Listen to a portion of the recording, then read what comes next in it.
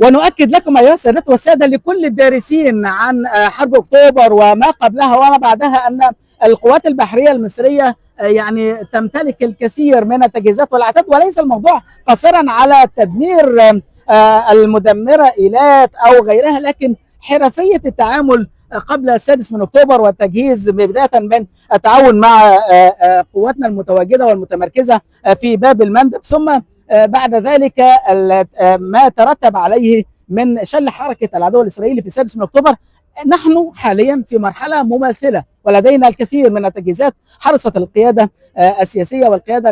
العسكرية المصرية أن توفر لنا كل وأحدث التجهيزات من الفرقاطات والمسترال وغيرها التي يعني تعطي قوة للقوات البحرية المصرية، وأنها قادرة على الردع سواء كان بمثل هذه التجهيزات أو غيرها. ونؤكد دوما أن ما لدينا أيها السادة والسادة من تجهيزات في البحرية المصرية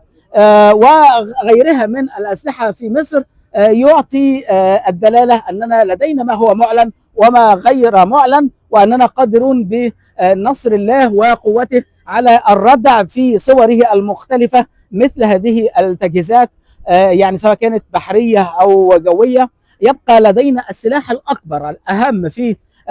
أو ما يطلق عليه السلاح النووي الذري المصري، وهو الجندي المصري صاحب الإرادة والعزيمة والقادر على يعني مجابهة كافة الظروف في كافة المراحل. وسر نجاح القوات المسلحة المصرية هو الفرد الجندي المصري القادر على يعني التعامل مع كافة الظروف وكافة السيناريوهات، وهو القادر على تحقيق النصر.